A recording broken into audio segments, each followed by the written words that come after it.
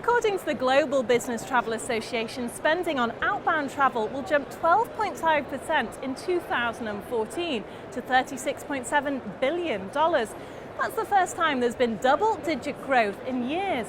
But what does that mean for the individual traveller? Higher costs, as hotels will have more bookings, or great deals on group travel? We've come to the Business Travel Show to find out.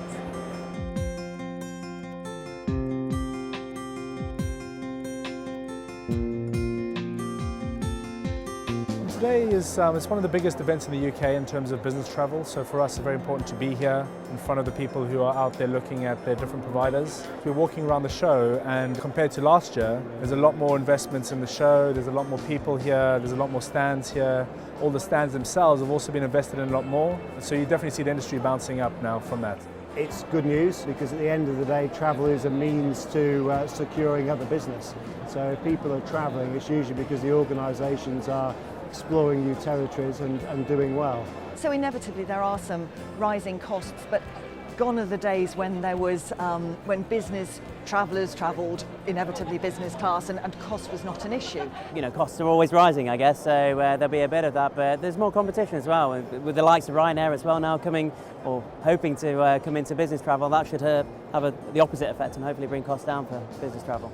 Business travel has changed over the last few years. What we've seen is the emergence of what we would call the three-star product. So hotels like Travelodge and Premier Inn. We've also seen the growth of premium economy as well, and all of those products and services there are specifically designed for the business traveller without the huge expense which is traditionally what business class is. In 2013, a US Travel Association report found that every dollar invested in business travel generated $9.50 in increased revenue and almost $3 in new profits. It also found that companies that invested most in business travel during the recession grew faster than those that cut back on travel. Ultimately, you have to travel to expand your business. It's always the element of expenditure that's quite visible and appears easy to cut, but at some point that becomes a challenge for the business. So really, travel is an indication of a willingness, a need to grow and to expand. So it's an inevitable byproduct of a rise in confidence, I would say. People want to do business travel because when they do business, they want to shake people's hands, they want to look them in the eye, they want to see who they're really doing business with.